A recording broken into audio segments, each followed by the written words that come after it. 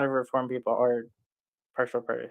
You can be Reformed, but hold to what I'm saying, because what I'm saying is true. I think the audience has seen, I do actually think you've seen too, Daniel 8, Daniel 11, Daniel 12 has a person other than Christ taking away the daily sacrifice and setting up the abomination of desolation. But I'm not necessarily you partial preterists, you want to go into Daniel 9 and for no justification, for no reason at all, say, well, here though.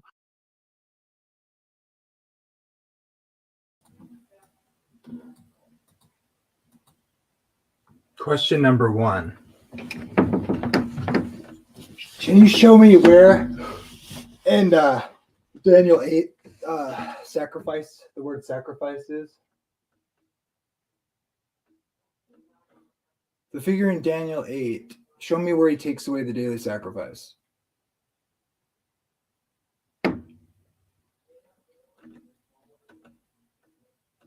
There is nothing about taking away the sacrifice in chapter 8. It doesn't use the word sacrifice. That's what it's kind of like if I said, it's kind of like putting sacrifice in the King James Version there, the daily sacrifice. It's kind of like if I was to claim, look at in the New Testament, they were keeping the Sabbath. And someone goes, yeah. And you go, yeah, Sunday's the Sabbath. They were keeping Sunday Sabbath. Because look, it says they were keeping the Sabbath. And then look at my catechism.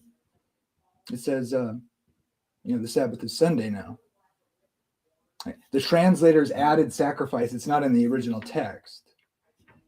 And when it's used for the daily sacrifice, the word there that's translated daily sacrifice, tamid, could translate as like continual or continual. But it has a definite article. It's ha tamid. So, which is interesting because it makes it into a noun. But usually tamid, the word for daily or continual, is used as an adjective for when it's sacrifices. So it'd be like olat tamid. Olat being the word for sacrifice. The adjective tamid meaning the continual, the daily. Right? So it's an adjective that modifies the word sacrifice. Olat is tamid. Olat tamid. It doesn't say olat tamid.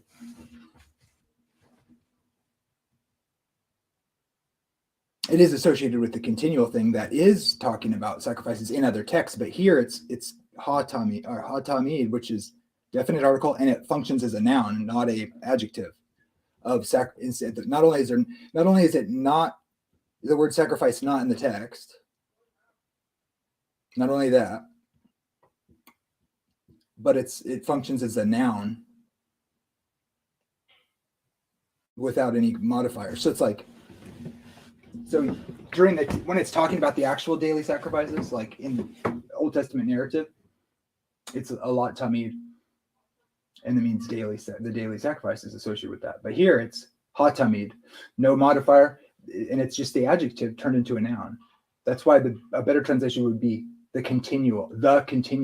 He took away the continual, the daily. So you think, well, if you're taking it literally, then well, that's what it's talking about.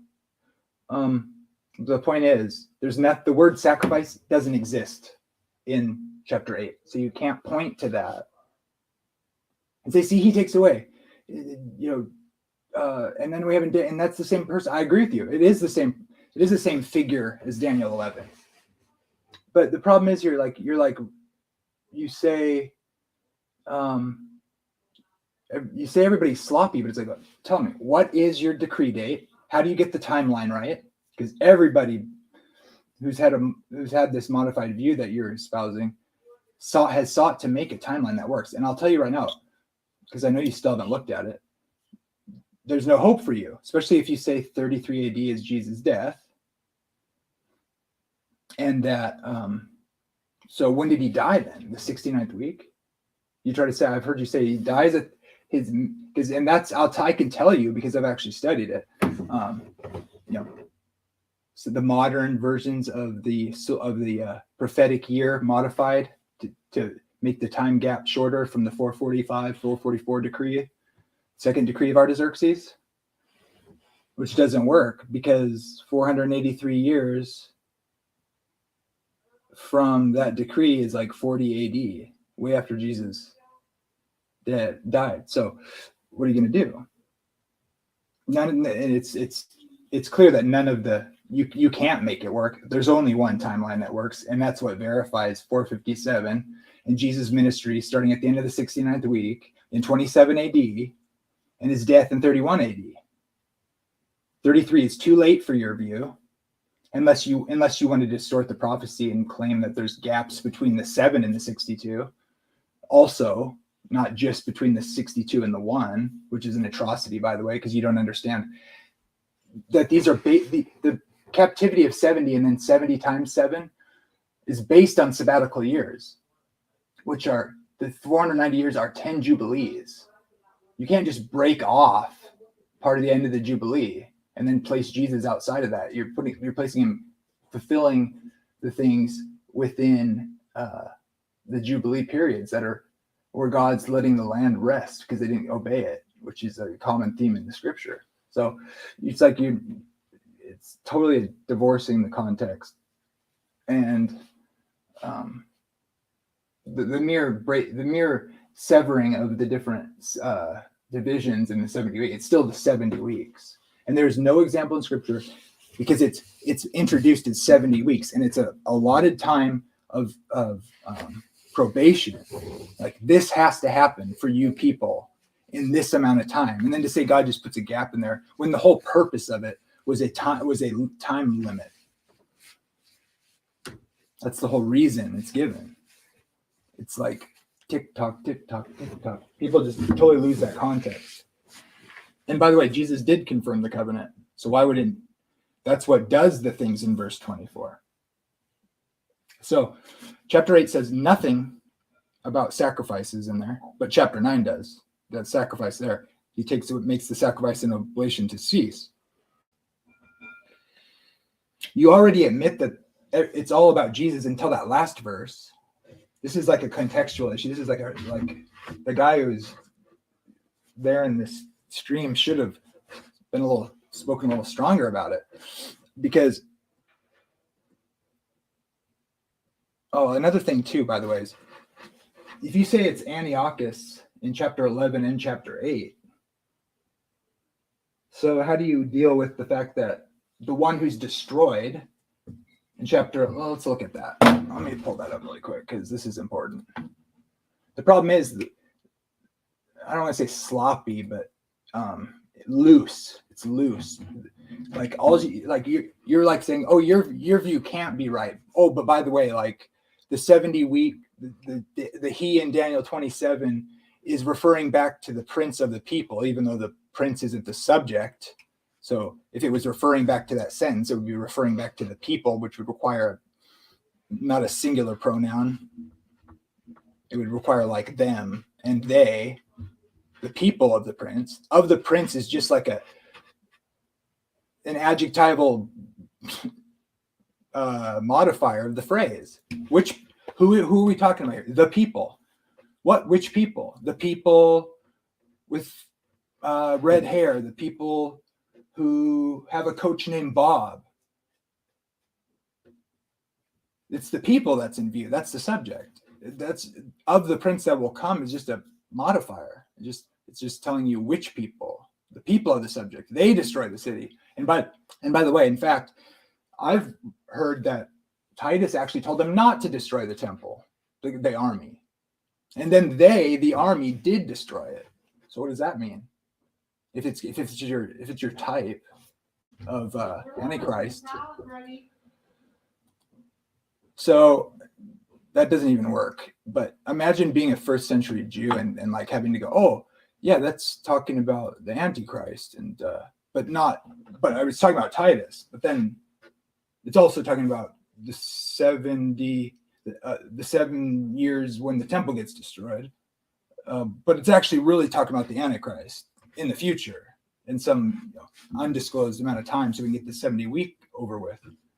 Well, if the 7-year Jewish war in 70 AD, does it fulfill the 70th week or not? because you're like saying it does and it doesn't. Antiochus is it, and so that means your view can't be right, but also it's not totally Antiochus. It's also the future Antichrist. It's like, no, I don't think you're misusing typology altogether. You're using it to your advantage and to, like, not hold yourself to the same standard that you think you're using it to. Well, we know it's this, but do you? Is it Antiochus, or is it, who is the ultimate fulfillment? And do partial fulfillment? Can you say, like, this guy is it, and he did, but he is unable to actually fulfill all the criteria? And then you say it's also this other guy. It's like, wait a minute. It's either one or the other, and then you can have types of those things. But it's like, think about it. These prophecies were for the Jewish people beforehand, so they'd recognize when Messiah would come.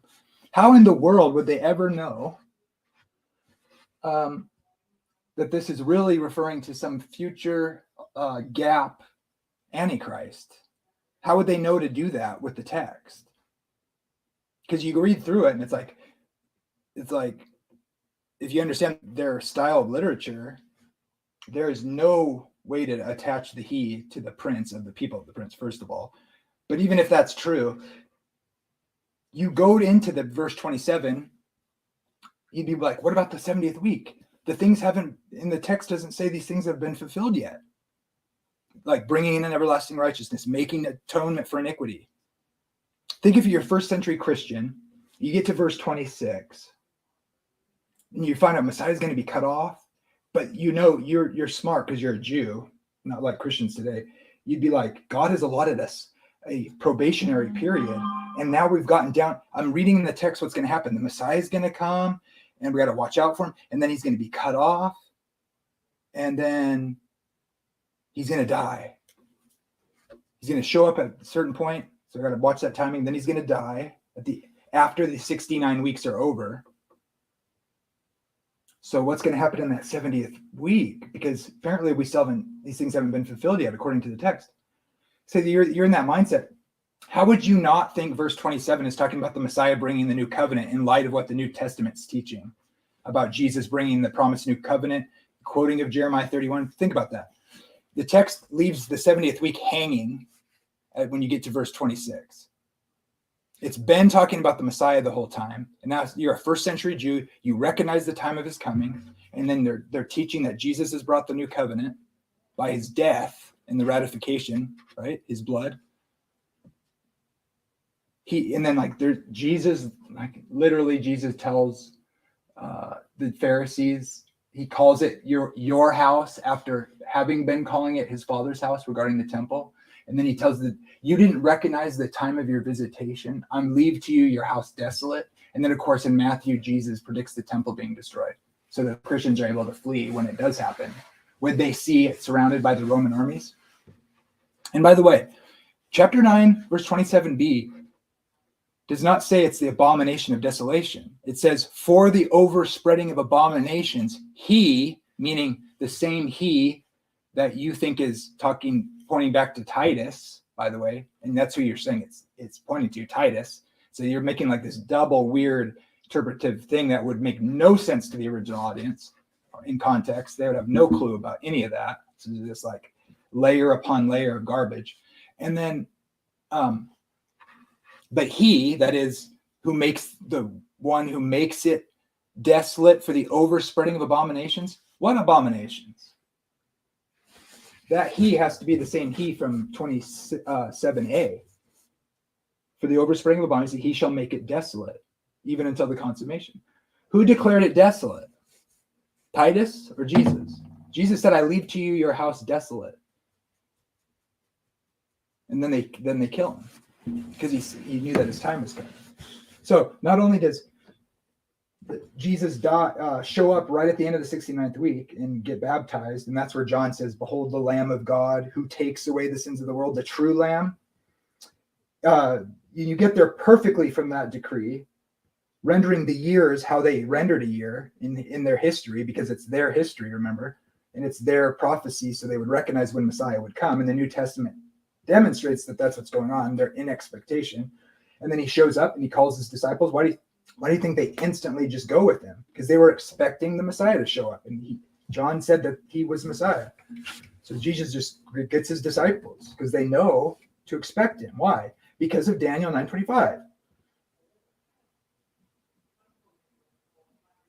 So he shows up at the end of that 69th week. That's when his ministry starts. Now, you go into verse 27. If you're a Jew in that time, you're thinking, okay, what's this business with him being cut off and confirming the covenant? You couldn't help but realize this was Jesus bringing the new covenant, having left them their temple desolate because they didn't accept the Messiah. And then, of course, as far as the Bible's concerned, animal sacrifices are what God institutes to deal with their sin. And so it doesn't matter. See, this is the problem with the way people interpret the Bible. It's like, I guess Paul says the Antichrist is going to be in a literal temple, even though he's talking to Christians and he has the theology that the temple is not necessary for Christians. Why would the Antichrist be in a temple, and why would he be warning that to Christians? Doesn't make any sense. So let me share this screen.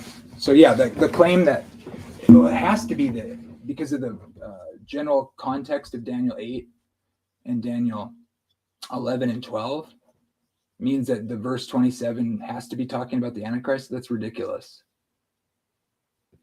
That prophecy is self-contained. It's its own prophecy. And you already recognize it's talking about Jesus. So it's just arbitrary to throw in the Antichrist. There is no Antichrist in that prophecy or in that context anywhere, unless you think the Antichrist is necessary to do the things that Jesus did, and did in the first century to bring in salvation to the world and with this sacrifice. And they say I'm a heretic. I mean, do you even realize what you're doing when you do this? Okay, let's see. So yeah, like, who's Daniel 11 about again? I guess you can just say it's this, so that defeats your position. But then when it defeats your position, you'll just say, well, it was a type, a cyclical thing. It's like, look, I don't think that's the right way to claim it. You can't say, well, Daniel 8 is Antiochus, but it's also really the future Antichrist. No, it's one or the other. And then you can say it's a type, but if Antiochus doesn't fulfill it, so it's not Antiochus. Antiochus is a type, but the text either does or doesn't say it's Antiochus. It's clearly looking down to the end of the age, the end of the world, because let's see.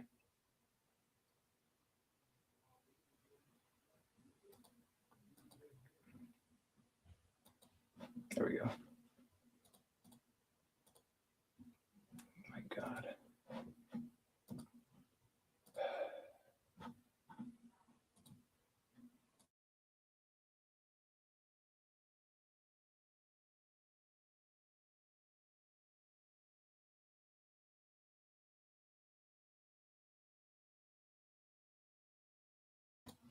Okay. So I agree. The figure in Daniel 11, the King of the North, has a lot of connections with Daniel 8. It's clearly talking about the same figure. And the funny thing is, has characteristics of the same little horn from Daniel 7. Well, imagine that.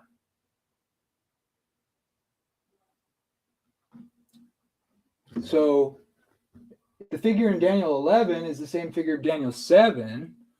And the figure in Daniel 11 is the same figure as Daniel 8. That means it's the same figure in Daniel 8 as Daniel 7. Now, but who it ultimately is not, it can't be someone back then, because look. Let's see. The King of the North. Notice this. And he shall plant the tabernacle of his palace between the sea. This is talking about the King of the North. Glorious holy mountain. Yet he shall come to his end, and none shall help him. And at that time, Michael stands up, the great prince. Should be a time of trouble. Ever since there was a nation, everyone will be delivered, found, written in the book of life. And then we have the resurrection. Many who sleep in the dust. So at that time, did Michael, if this is, Antiochus, you can't say it is Antiochus, and this is Daniel 11's talking about the same person. And then, no, it's not Antiochus. Antiochus could be a type of it. But it's like, otherwise it's just totally loose. There's nothing, it's not, what is it teaching? Is it really looking to Antiochus or something else? No, I mean, it is everybody who's ever sinned. So it's like, it's every time a guy slaps his wife. That's what it's talking about. It's every time you sin, someone sins ever in the world, because this guy's like opposing God. So, everything's a type. It's like, I think the futurist, let's see here. So yeah, the also I'll show you the chapter 8 thing, what I'm talking about with the sacrificing. So if you don't know the word, there's 2 different words for visions in here. You need to come acquainted with that, because it's highly relevant, because from Daniel 8 through 10, I think, and beyond, this other word for vision is clearly has a connection with the appearance of Jesus, the appearance of a man who is Jesus. And but let's see this. See how this I'm using the King James, but see how this is in italics. It's not in the original text. So trying to say all this has to be the same figure. No, it doesn't. No, it doesn't. First of all, it wouldn't even matter even if it did say sacrifice. That wouldn't prove that they're the same. I mean, it'd be a reason to wonder, but no, this is clear. I mean, think about this. All this imagery of being, you got to understand, this is apocalyptic literature. It's symbolic genre, and which is easy to forget. Remember, this is all symbolically representing something. And by the way, the goat and the ram are sanctuary sacrifices, clean sacrifice animals that they use in the Day of Atonement, etc. So yeah, this word sacrifice, as you can see, isn't even in the text, and the normally the adjective daily or continual is operating as a noun. But then they make it seem like it's saying just like the daily sacrifice, but it doesn't. It's the tamid. It's ha tamid. If it was daily sacrifice, like in the literal historic narrative way that they use, and by the way, the tamid is the things associated with the sanctuary. So tamid by itself, without the word sacrifice, by the way, could have to do with the table of showbread or the incense that was in the outer court of the sanctuary. That word actually modifies all sorts of the different actions of the priest in the temple, in the outer court of the temple. So there's something else going on here. It's using it as like to speak of all the things going on in the temple outer courts that the priest did as a duty. That's taken away by the little horn. Not daily sacrifices, olat tamid. It's not there. And of course, if you don't know that about the Hebrew and the way it's used in the scripture, and you use the King James, which adds the word sacrifice, it makes it sound more literal. But even with that, even if that were true, which it isn't, and it was using those terms as though it said olat tamid, which it doesn't, but you wouldn't notice that in the English King James version. Even if that were true, though, it's in this symbolic prophecy and with apocalyptic imagery through and through. You guys read it like, oh yeah, whenever we talk, it's just literal. To the goat man with the 2,300 evenings and mornings. Oh yeah, that just means a day, a real literal day. Really? But what? It's never, oh, by the way, the 2300, when it's referring to the daily sacrifices and literal narrative, they're called the morning, evening, every time. When it refers to those specifically, it's always morning, evening. Morning first, then evening sacrifices. Here, it doesn't say daily sacrifice, olat tamid. It says a definite article modifying the adjective to be a noun, the daily. So it says the daily, which is weird. And in fact, it's the only place that word is used as a noun. That adjective is used as a noun. So it's clearly referring to all the activities by the priests to do with the daily sacrifice is what's in view here, because it's not literal narrative. And it's the evening sacrifices, olat tamid, were morning, evening sacrifices. The 2300 are evening, morning. In other words, it's flipped around as if it's saying something like, it's not literal, obviously. It flips it around, and we see that it seems to be associated with the temple and the daily stuff, but it makes it a noun with a definite article. It's nothing, it's not non-specific, just that it's the continual part made into a noun. And then instead of saying morning, evening sacrifices, as though it was, as people assume, it's just talking about literal stuff. No, it's 2300 evenings and mornings, which is only used that way, boker, for talking about days in Genesis, not the daily sacrifice.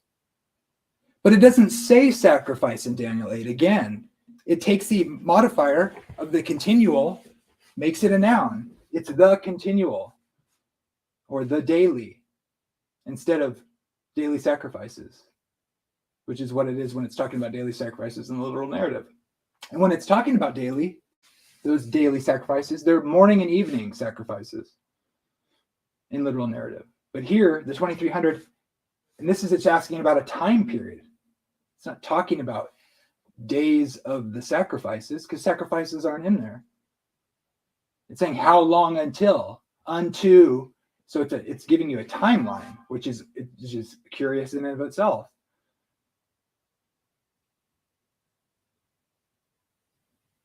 The 2300 are years, for sure, and the 490 years is the mare, which is first associated here in verse 15. Daniel, notice this. Here's just a little piece of evidence why this word here is the mare, word appearance of a man. So a guy shows up. Daniel says everything in chapter 8 so far is this word for vision here, kazon. And then Daniel's overhearing them, and then he's thinking. He hears one say to the other, the 2300 evenings and mornings concerning the daily and the transgression of desolation. How long shall the vision be? Unto 2,300 evenings and mornings. So it's till when is it finished is what he's asking. And then he tells him how long till it's finished. And then he says, Daniel had seen the vision and sought for the meaning. So he'd seen all this, but he didn't know what it all meant. And then all of a sudden this dude shows up, mare of a man. And that guy starts he starts just bossing Gabriel around. He tells Gabriel, no, I want him to understand the mare. Make this man to understand the mare. So some dude shows up supernaturally, and he's telling Gabriel what to tell Daniel and what he wants him to know.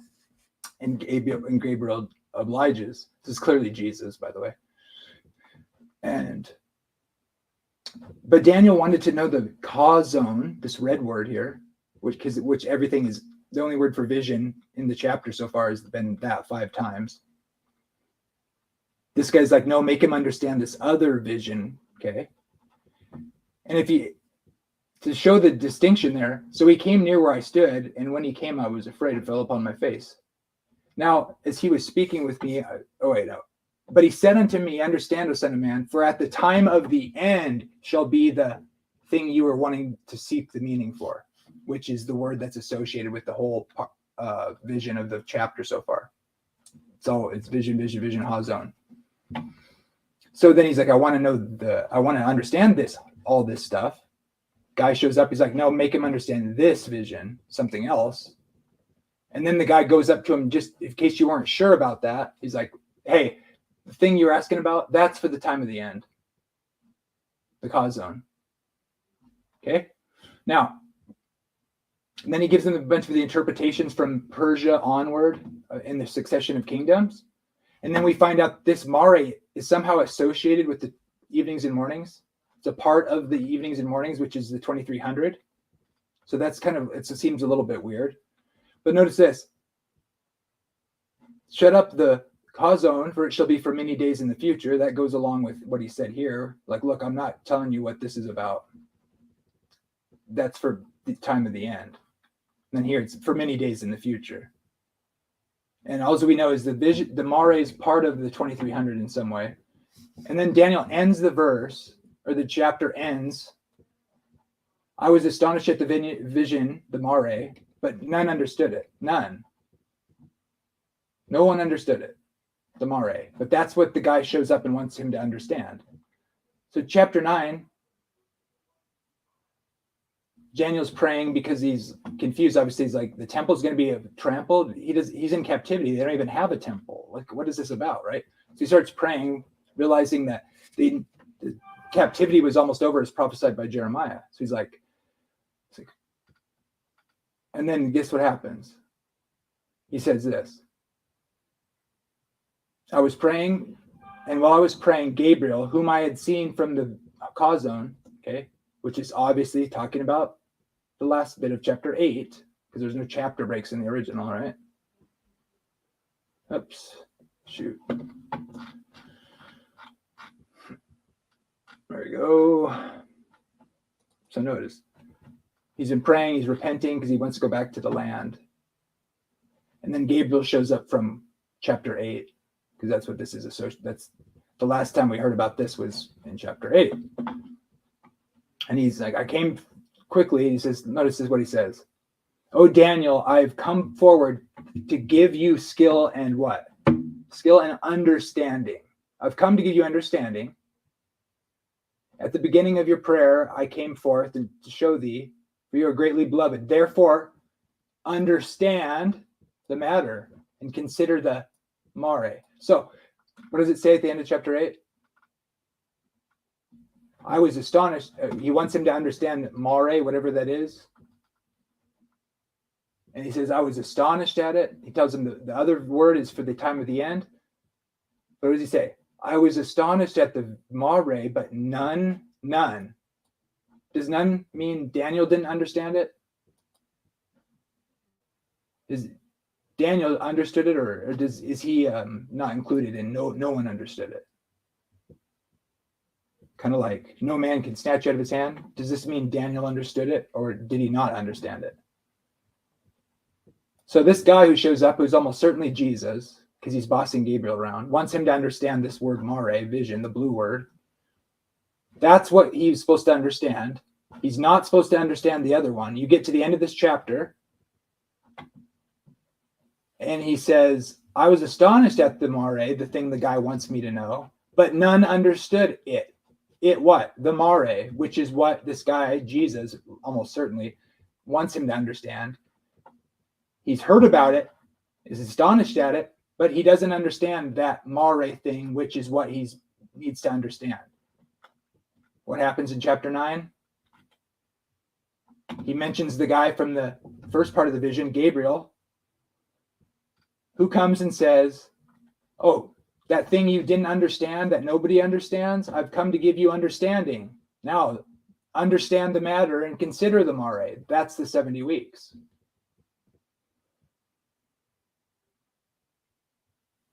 Notice this word, this other word for vision is sealed up by this vision, the Mare.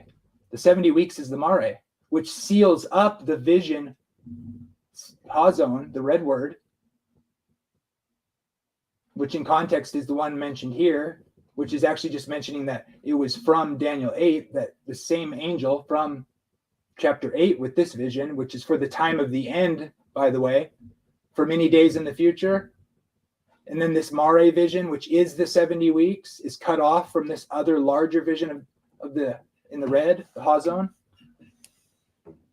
If this vision seals up this vision, the things that this vision does, the 70 weeks that are determined to make these things happen, and one of the things that is fulfilled in this vision in the 70 weeks is sealing up the Hazon vision, which is for many days in the future. Think about that. That demands that whatever the 2300 is, even if you don't believe the truth, you can't accept the right interpretation, the Adventist interpretation, which puts Christ at the focus of prophecy, unlike everybody else who's so confused, it's outrageous. Oh, the temple's coming back. Yeah. The Antichrist is going to stop sacrifices for the Jews. Like Jesus wasn't the Jewish completion of the Jewish sacrificial system for the Jew first. But yeah, the Antichrist is going to come back. No, Christ left the temple desolate because of their sins, and they didn't accept him. And so the Mare is the 70 weeks, and it's cut off as a portion of the other vision, which is the 2300 evenings and mornings, which are years. This demands that the Mare, which is the 70 weeks and is the explanation of the thing he didn't understand and was told he needs to know in chapter 8 by Jesus, the pre-incarnate Christ, let's say, there. That word is associated with the appearance of this man who bosses around Gabriel, Mare. That word is appearance, is Mare, and then that word is associated with the vision he wants Daniel to know. It's about the coming of the Messiah. That's the pre-incarnate Christ coming to show him the portion that's cut off from the larger vision, and about the coming of the Messiah to reconcile Israel for thy people in thy holy city, which then brings salvation to the world. And by the way, in chapter 10, the Mare is associated with the Jesus again, clearly the one who's described just like it is Jesus in Revelation, when he's like white hair like wool and he's bronze glowing and all that over the river. That vision's a Mare vision too, and it's Jesus. So like clearly the appearance of a man is talking about the Messiah, Jesus.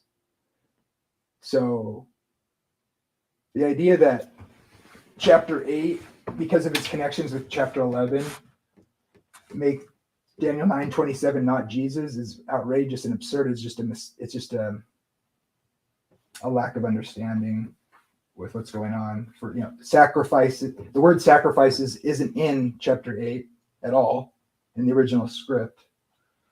And the word vision is two different words, and how they interact are very important. But if you don't see that in the original manuscript, you won't see the distinction there. You'll have no clue that it's talking about more than one vision here. But when he says one word for vision is for many days in the future, not shut up that till the time of the end, and then there's something associated with that called the Mare, and he wants him to understand that, and then he tells him the other things for later, but this is for now. And then you see how he doesn't understand it, and then chapter 9 is the angel coming to give that explanation, which at the end of chapter 8 wasn't understood. 70 weeks are the explanation of that portion, which makes it so that the 2300 and the 70 weeks, the starting point for the 2300 is the decree right here in chapter 9:24. The Mare is just the first portion of the 2300 years. Otherwise, how could this be? It says in chapter 8 at the end, towards the end there, it says the Mare is of the evenings and mornings. That means it's part of it. So the 70 weeks have to be shorter than the 2300. And we know the 2300, we know that the 70 weeks are 490 years. So that means the 2300 has to be longer than the 490 years. So it can't be 2300 days. It can't end before the 70 weeks are the 2300 at least can't end before the 490 years ends, because it's part of that. And the reason you don't know this or see this is because you're not looking at the original language and how that interacts with how the words interact with each other. Although you can see it there, people have recognized this before Adventists. Adventists didn't like invent all these aspects of it. The majority view is that the 2300 evenings and mornings were years by most interpreters before the Great Awakening. Look at this. Maybe this guy's let's see. Is this guy an Adventist here? Tell me. Look what he says. And look, 1260 solar years.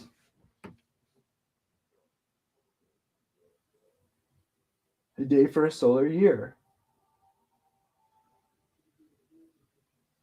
For a calendar year of 360 days. You can't make their years into 360 day long years.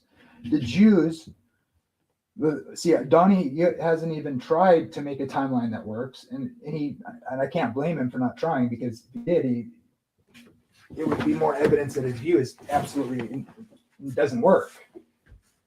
And then he'd either be forced to abandon it, which would be hard to do now that you've written a book and you've been defending this wrong view for so long. But then you have to start like looking for all the different arguments from whatever camp you can to try to like cast doubt on any, stuff like, oh, like my view can't work, so I'm going to make your view not work. Well, if people are actually paying attention, the arguments I've been making it's been partially to kind of counteract that whole thing, because that's what's coming. If people are ever willing to actually study it enough to understand the different views in the historical context, and to start accepting things that are just facts and defeating parts of their argument, it's like they want to stay in ignorance to not understand how much their view is out of context of the text and to the original audience. But if God willing, they ever get past that, we can start looking at the actual evidence and the real issues.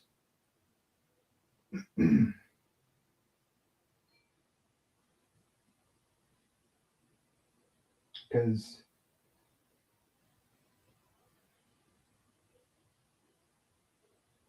they only had one sacrifice per year.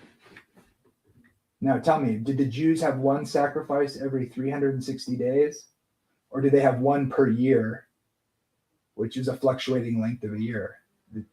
It's the latter, which means you can't modify your timeline by making the years 360 days long. That's totally as though it wasn't ever for the Jews as they lived their life through history to count that time period for them. It's for the Jews.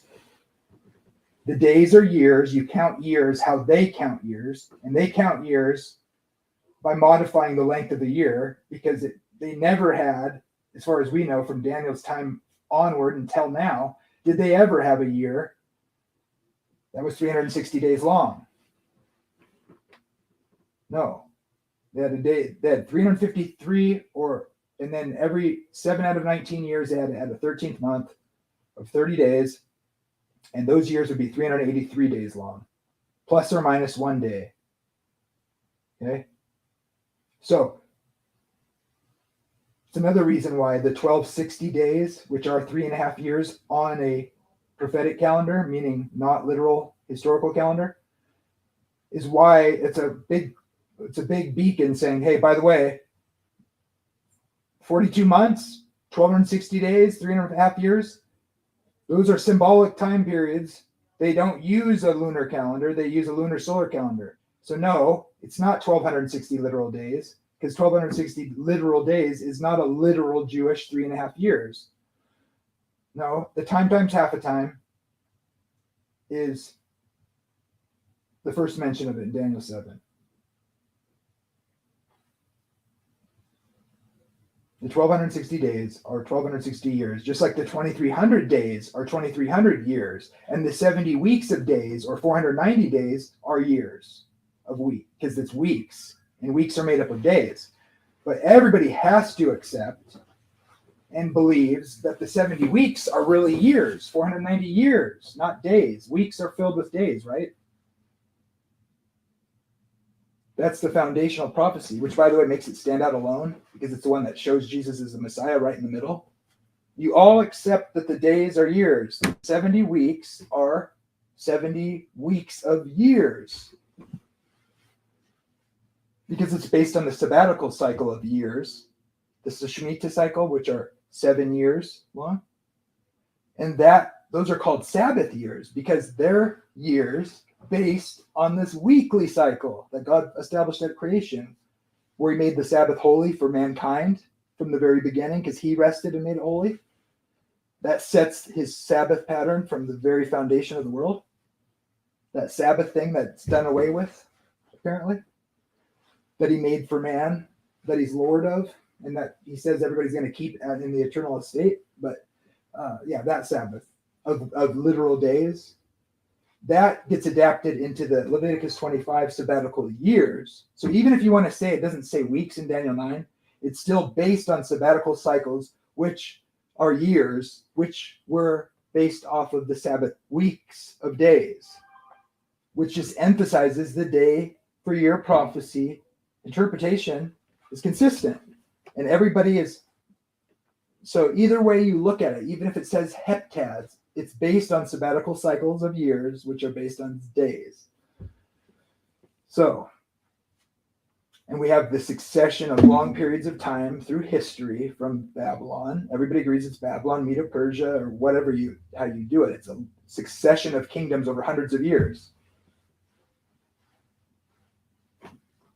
There's just thousands and thousands of years break, and then it's just these literal non-historic calendar they suddenly are going to use. And it's all really short time periods when it set the context over like from Babylon to like over 700 years of time. And then all of a sudden, unprecedented gap.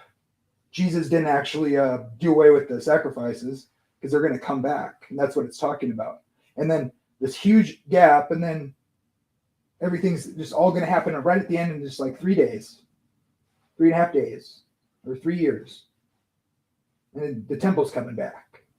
They're going to do animal sacrifices. Like, dude, you're like literally describing as though Jesus didn't bring the new covenant to the Jews and to the rest of the world, and that like he didn't do away with animal sacrifices.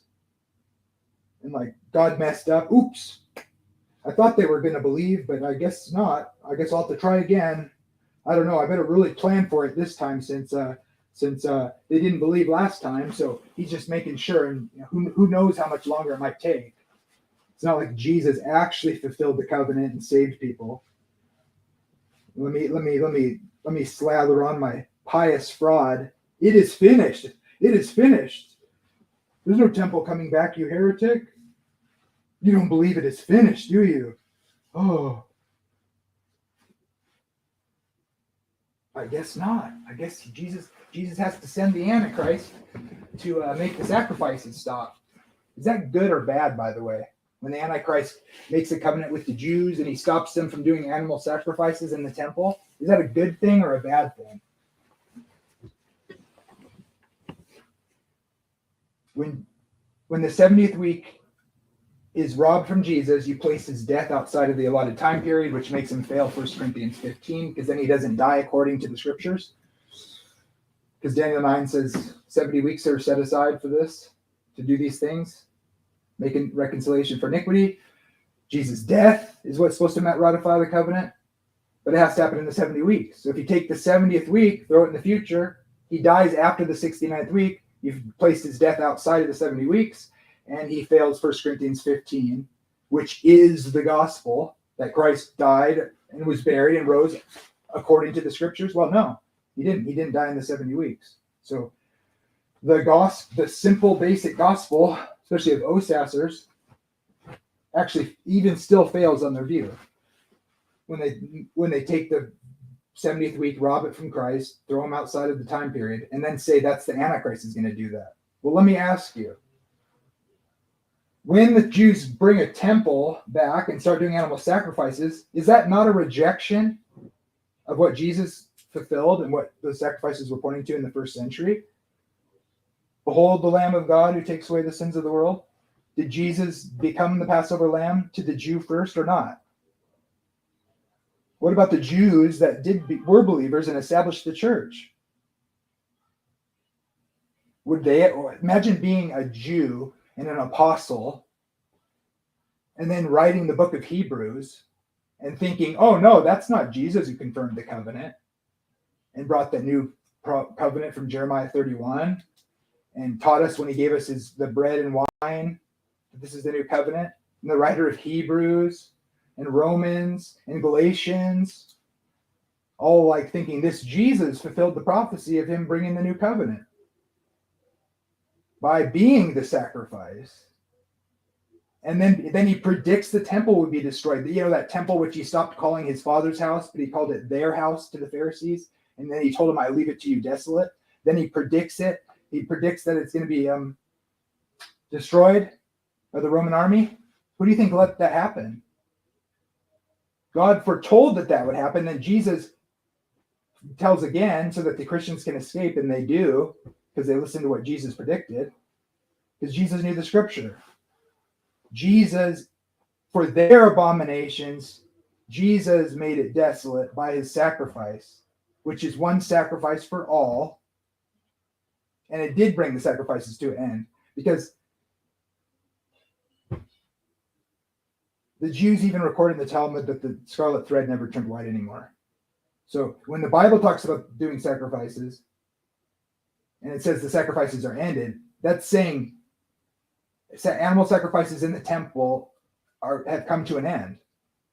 It doesn't matter if they're still killing animals. It's what God's talking about. The purpose of it has finished, and Christ brings the end of that purpose. So, and that's when Christ showed up, and he died in the week after the 69th week, and he made the new covenant halfway through that week, and they preached to the Jews that week to finish the 70 weeks as promised. If they put on hold the 70th week for Israel, why were they still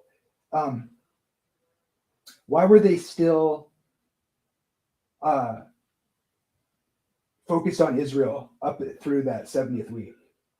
If the fact that they killed Jesus, why you would see is what would have happened is that they would have just gotten out of Jerusalem and gone to the Gentiles to bring this new other gospel that's not for the Jews. No, they didn't. They were still pleading with the Jews. God didn't destroy the temple right away. He gave them more time. But like the thing with Stephen is, like, he gives them like this, it's like a prophetic sort of judgment. I forget what they call it, but what he says to them, and they double down. The narrative is clearly saying that was like kind of a last straw, as far as like Paul gets converted after that to go specifically to the Gentiles because the 70 weeks were ending. It's not about being an exact date. The point is what's going on there on the timeline. You don't need, once Jesus dies in the middle of the week, it's just a 7-year period. There's Shemitah cycles. Not being able to correlate a date with the end of the 70th week in Paul's conversion doesn't matter. It doesn't undermine the view. We already know they're based on Shemitah cycles.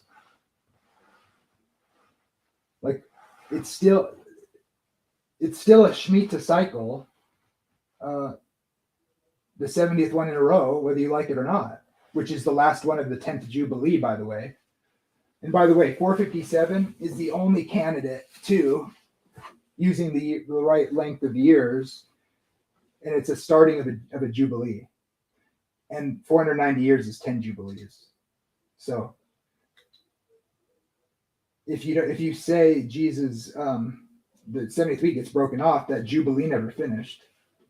But they're continual. It's continual. Yeah.